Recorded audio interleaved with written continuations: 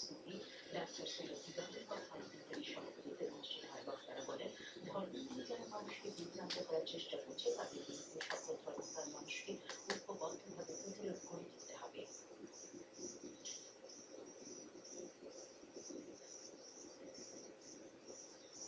কুষ্টিয়ার কুমুরখালীতে ৩ দিনব্যাপী কৃষি ও প্রযুক্তি মেলার উদ্বোধন করা হয়েছে। মুজিবনগর সমন্বিত কৃষি উন্নয়ন প্রকল্পের আওতায় কুমারখালী উপজেলার পরিষদ চত্বরে এই মেলা উদ্বোধন করা হয়। কুমারখালী উপজেলা কৃষি সম্প্রসারণ দপ্তরের আয়োজনে এই মেলায় প্রায় ২৫টি স্টল রয়েছে।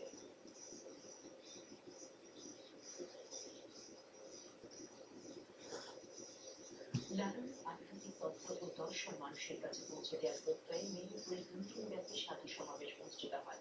পার্শ্ববর্তী কয়েকটি জেলা থেকে সাধু ও বাউল শিল্পীরা সমাবেশে অংশগ্রহণ করেন। বক্তারা বলেন, জাতি ধর্ম নয়, মানবিকতার মূলমন্ত্র প্রচার করাই এই জগতের মূল কাজ। চিন্তা হলো খিলাবাই ওঠে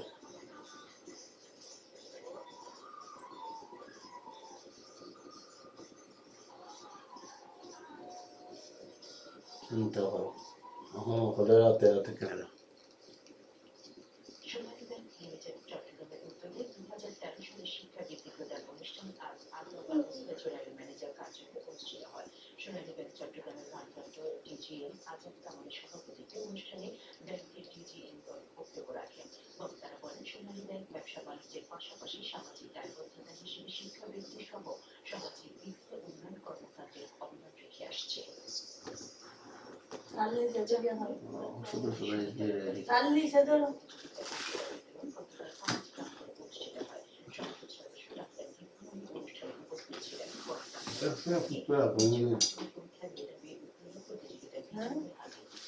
সে বাস কে মতো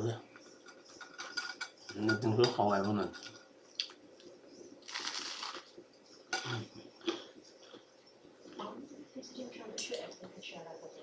বর্তমান সরকার শিক্ষাকে সর্বাধিক গুরুত্ব দিয়ে শিক্ষা বিস্তারের নানা কর্মসূচি বাস্তবায়ন করে যাচ্ছে। তিনি গতকাল উত্তরখালী ইউনিয়ন হাই স্কুলের বার্ষিক ক্রীড়া প্রতিযোগিতার পুরস্কার বিতরণী অনুষ্ঠানে কথা বলেন।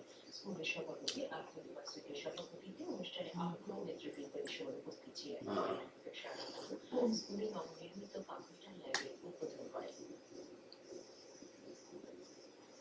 নকশালী পৌর ইতালি অত খারাপ অনুষ্ঠিত হয়। বাংলাদেশ কারাতে ফেডারেশনের সাধারণ সম্পাদক শেখ আলী আহসান বাদশা প্রতিযোগিতার উদ্বোধন করেন। ১৫টি ইভেন্টে ২৩৫ জন শিক্ষার্থী কারাতে প্রতিযোগিতায় অংশগ্রহণ করেন। খেলা পরিচালনা করেন নরসিংদী জেলা কারাতে অ্যাসোসিয়েশন।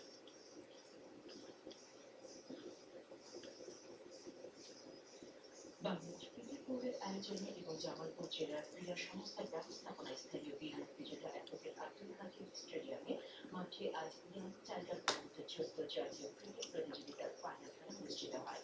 ফাইনাল খেলায় অংশ নেয় বিকেএসপি ও চট্টগ্রাম বিভাগ। নির্ধারিত ৫০ ওভারের খেলায় বিকেএসপি ৪৯ রানে চট্টগ্রাম বিভাগকে হারিয়ে চ্যাম্পিয়ন হয়। পরে চ্যাম্পিয়ন ও রানার দলের মধ্যে ট্রফি বিতরণ করা হয়। লালমনিরহাট ১৫ বিজিবি ব্যাটালিয়নের ব্যবস্থাপনায় রংপুর সেক্টর ৮ ব্যাটালিয়ন কুস্তি প্রতিযোগিতার ফাইনাল খেলা লালমনিরহাট ব্যাটালিয়ন গ্রাউন্ডে অনুষ্ঠিত হয়েছে। প্রতিযোগিতায় লালমনিরহাট ১৫ বিজিবি ব্যাটালিয়ন দল ৬টি স্বর্ণসহ মোট ১৩টি পদক নিয়ে চ্যাম্পিয়ন হয়। অপরদিকে রংপুর ৭ বিজিবি ব্যাটালিয়ন দল ১টি স্বর্ণসহ ৫টি পদক পেয়ে তারাশ হয়। পরে বিজয়ীদের মাঝে পুরস্কার বিতরণ করেন বিজিবি ব্যাটালিয়নের অধিনায়ক লেফটেন্যান্ট মোহাম্মদ শহীদুল আলম খান।